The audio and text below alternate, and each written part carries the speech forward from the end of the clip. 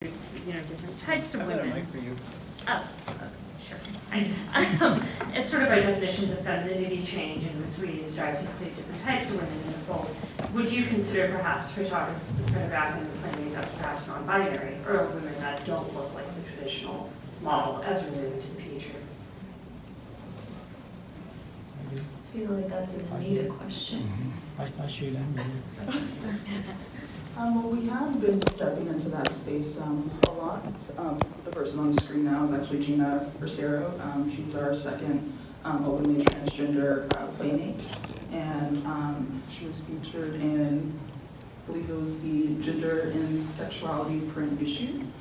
And we've been also varying the body sizes of Playmates that we typically shoot with, as well as in our Playmate of the Year, Jordan Emmanuel, is African American. So I feel like celebrating diversity, both sexual, racial, and body size, is something that we espoused at Playboy long before even mainstream women's magazines like fashion magazines did. And that's something that we definitely want to continue to expand on. So.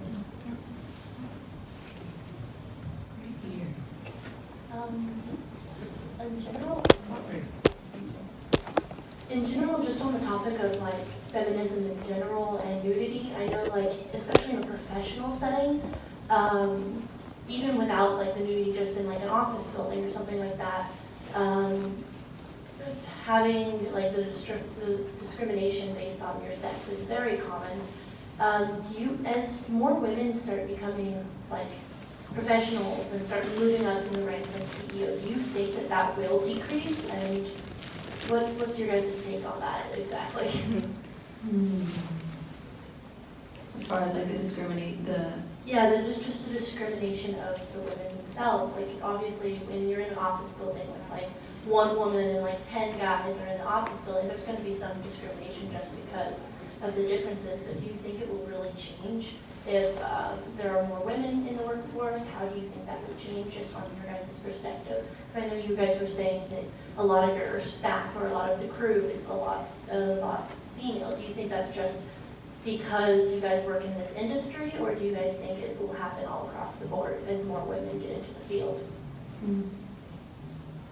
I think it's happening right now, slowly.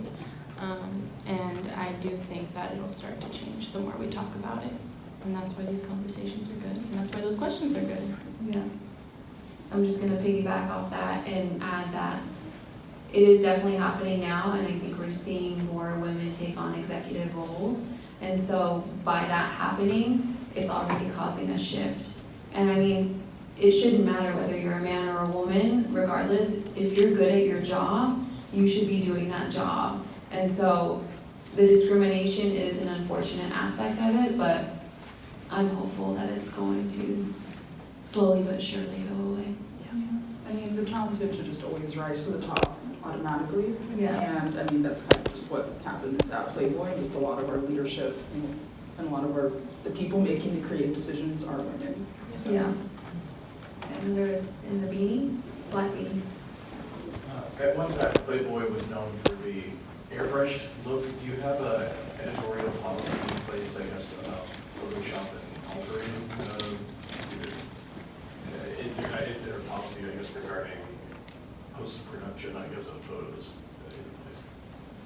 I mean, if you look at the Playboy of today, we really try to go for the naturalistic look. I know that what you're describing now is definitely prevalent, at previous iterations of the magazine, like in the 90s, which was just reflective of the overall aesthetic across magazines at that time. It wasn't specific to Playboy at all. But if you scroll through our IG, like you'll see stretch marks on there, you'll see scars, you'll see the occasional roll. Like we try to normalize all of that because it's just an aspect of the female form that should be embraced.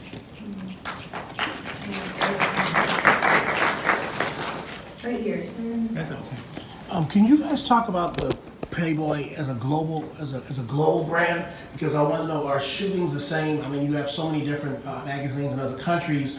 are the same models and the same ways you guys shoot women there the same? Are there countries where you still can't get into, or you still having a problem being able to get Playmates? I mean, just as a global brand, I guess even in the post-F world, just how big do you think it is as Playboy still making an impact? And if this country hasn't had a Playmate or had a Playboy, is that still something of taboo or something to break into?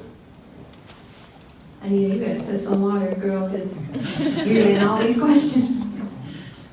Oh wait, so you're asking if it's the process for becoming a Playmate, like the selection Well, process? shooting other countries is the same way. Is it the same process? I mean, if you're shooting in Brazil or South Africa or Japan or because you have so many icon brands and stuff. Right. Well, we have a lot of international editions, like all over the world, and all of them operate independently from Playboy. Like they have the Playboy name, but we don't have like editorial control over like Playboy Brazil or Playboy Thailand or anything like that. So a lot of the casting, I feel, probably just reflects the aesthetics of that country and kind of adheres to like the cultural norms of that particular society. Let's get some people in the back. I don't have my glasses on. There's a woman in black.